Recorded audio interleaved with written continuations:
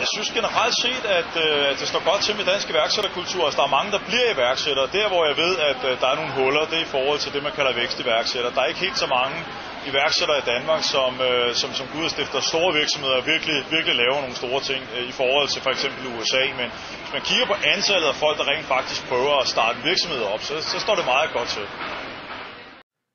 Hej, mit navn er Martin Thorborg, og jeg er det, man kalder en serieværksætter. Det vil sige, at jeg har været med til at bygge rigtig mange forskellige virksomheder. Nogle med succes, nogle med fiasko. Der er mange, der kommer og spørger mig, hvad er en rigtig iværksætter, og kan du give nogle gode iværksætterråd? En rigtig iværksætter for mig, det er en, der er god til at få gode idéer. Det er en person, der brænder for at iværksætte. En person, der tænker på sit iværksætteri 24 timer i døgnet. En person, der skaber nye ting, skaber arbejdspladser og alt muligt andet. Det er en rigtig iværksætter for mig. Gode råd. Der vil jeg sige, at der er selvfølgelig en masse, men jeg prøver at koge det lidt ned. Noget af det, der er allervigtigst, hvis man skal have succes med sin virksomhed, det er, at man virkelig brænder for det, man laver. Og det er noget med at finde ind i sig selv og finde ud af, hvad er det egentlig, jeg synes er skægt at lave? Hvad er det, jeg har det sjovt med? Gå tilbage og se, hvad var det for nogle fag i skolen, jeg var rigtig god til? Hvad er det, mine venner siger, jeg er god til? Hvad er det, min familie siger, jeg er god til? Hvad er det for noget, jeg bruger min fritid på? Hvad er det for nogle ting, jeg går og laver, som jeg føler succes med? Tænker lidt tilbage på at sige, hvad er egentlig en god dag for mig? Når jeg har haft en rigtig god dag, hvad er det så, der er sket? Og så gælder det om at prøve at få så mange elementer af det ind i det, man som sådan skal. Når man så har fundet ud af, hvad det er, man gerne vil, så gælder det om at bygge op og give den en virkelig skalle. Fordi det at være iværksætter, det er noget, der kræver en fandens masse energi. Det sjove er et eller andet sted, at når man sidder og som ikke iværksætter og hører, at man skal arbejde så meget, så er der mange, der bliver skræmt. Men man skal huske på, at det er ens passion, man sidder og arbejder med. Det vil sige, hvis man er glad for at spille golf, så er man jo heller ikke, når man kommer hjem efter 10 timer på golfbanen. Selvfølgelig er man træt, men det føler jo ikke, det har været arbejde. Det er jo ikke, fordi det har været hårdt i den forstand. Det har måske været hårdt fysisk, men det har været skægt hårdt. Og det er det på samme måde i iværksætteri. Har man først fundet sin rigtige hylde, så kommer man jo ikke på arbejde. Så er det jo faktisk, at man arbejder med sin hobby. Og det er noget af det, der er aller vigtigst. Så sørg for, at dit iværksætteri, det er noget, du gør som hobby. Ja, mange iværksættere tror, at det er sådan make it or break it inden for det første halve år, ikke? Og det er set også ofte, altså selv sådan, kan man sige, ældre, mere velfunderede mennesker starter noget ud og køber TV2-reklamer, ikke? Inden for de første 14 dage, jeg tror, og så er det hele kørt op i gear på en eftermiddag. Altså min erfaring er, at gode projekter, det tager 3 til 5 år, før man får dem ordentligt skudt i gang. Og det sjove er, at grunden til, at det ofte går galt for folk, det er fordi, de ser for eksempel sådan noget som Skype. De hører om det på et tidspunkt, og så går der et halvt år, så er det en kæmpe succes. Men de ved ikke, at Janus Friis sidder over i Letland eller Litauen, hvor fanden han sad i 3-4 år i en kælder sammen med nogle 15 programmører, og programmeret på det på et tidspunkt, hvor ingen hørte om det, hvor ingen troede på det, hvor ingen vidste noget som helst, ikke?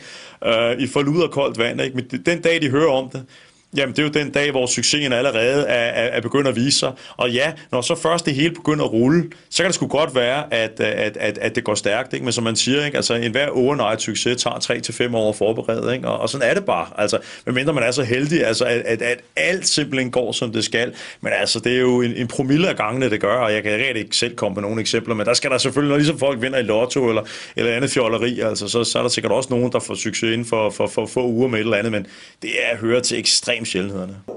Se, det jeg oplever i øjeblikket, det irriterer mig helvede til, for at sige det som det er. Det er rigtig mange unge mennesker, tror, at vejens succes, den kommer sådan her.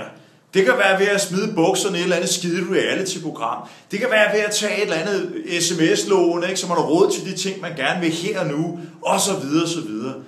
Det med at springe over, hvor gader laves, det virker på mig som om, at det skulle begynde at blive en trend.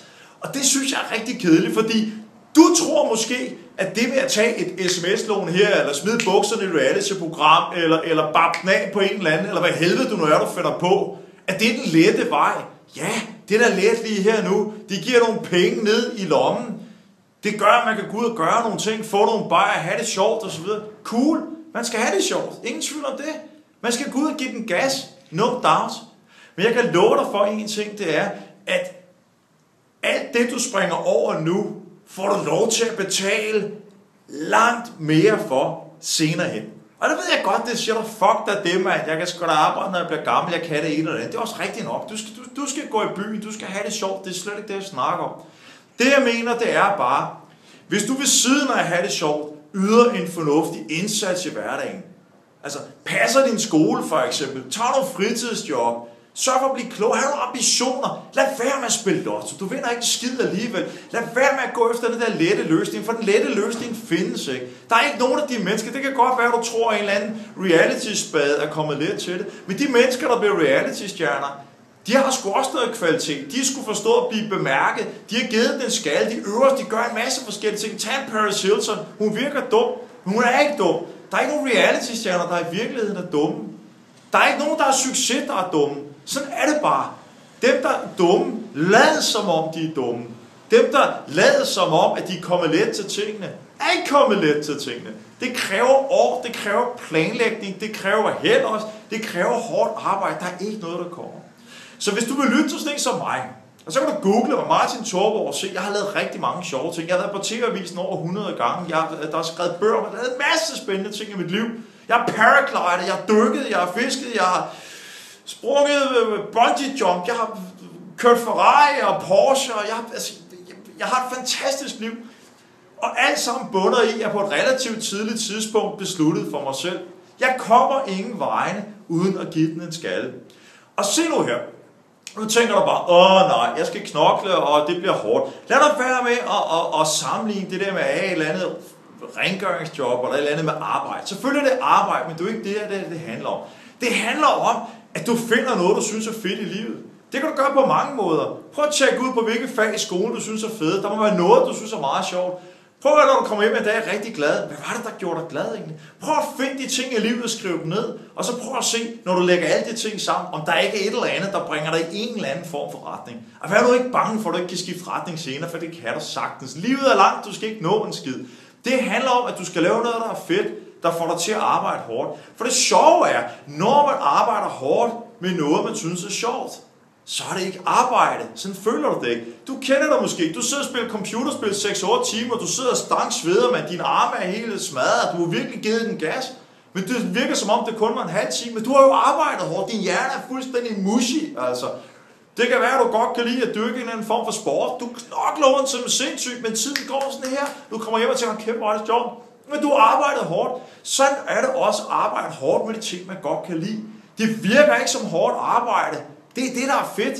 Så i stedet for at lytte på alle andre mennesker om, hvad du skal gøre, så skal du finde ud af ind i dig selv, hvad helvede det er, du vil. Og når du har fundet ud af det, så skal du bare give den så meget gas og blive ved. Fordi det fede er, at det skideskab hver dag, det giver mening i livet, og det du bliver god til at give en skalle, er sgu også noget, som du går hen og får penge ud af. Så hvis du gerne vil have penge, hvis du gerne vil have magt, hvis du gerne vil have respekt, hvis du gerne vil have alle de her ting, så kommer de kun på én vej. Det er at finde noget, du synes er sjovt og fedt at lave. Og så brug en helvedes masse tid på det. Fordi det hårde liv, tror du måske, er arbejde hårdt. Nej, det hårde liv, det er feden. Det er ikke at give den gas. Fordi du bliver ikke særlig gammel. Nu bor du måske hjemme hos dine forældre for alting serveret. Men den dag, du selv skal klare dig selv, så er det kraftedeme hårdt at være dum. Det er hårdt at være doven. Fordi de dumme og dovne, de kommer til at arbejde sindssygt mange timer med et eller andet, som de ikke bryder sig om. Det er hårdt arbejde. Det er sgu ikke at springe over gæderlavest. Mens dem, der giver den en skalle som yngre og finder noget, de synes er fedt og giver den gas, de ender måske med at arbejde mange timer med noget, de synes er rigtig sjovt.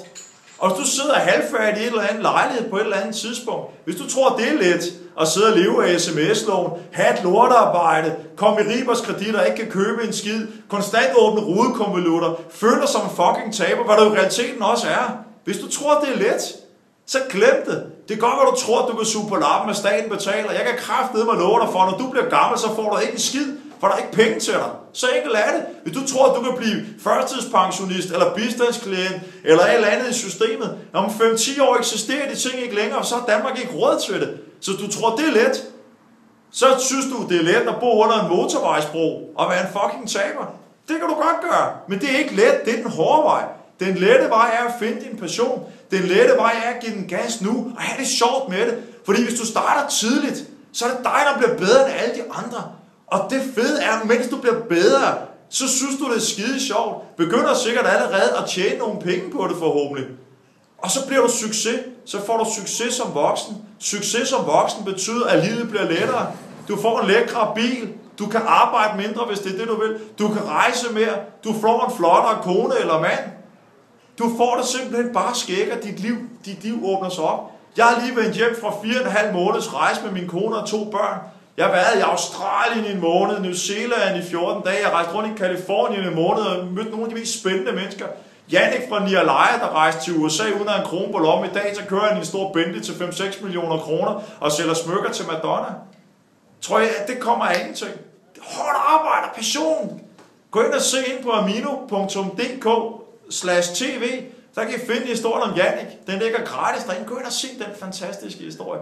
Den mand sparker så meget røv, så du tror, det er løgn. Men det er også kun fordi det, han laver, det er så fedt. Og så er det lige pludselig, livet åbner sig. Så tro mig, hver gang du hører om noget, der er let, at så kan man lige tjene nogle penge, dovent lidt mere, gøre et eller andet, så vid bare, at du stifter gæld på den ene eller den anden måde, som du skal betale tilbage på et senere tidspunkt, hvor du har meget mere brug for pengene og tiden og alt det andet. Så mit budskab er til dig, hvis du vil have succes som voksen, så gå ud og giv den gas med noget, du godt kan lide. Elsk at arbejde, have det sjovt med det, og drik nogle øl og have det skægt i weekenderne. Alting kan godt lade sig gøre, men tro mig, den hårde løsning, det er den lette. Kan du have det rigtig godt? Gør mig stolt, gå ud og giv den gas. Hej.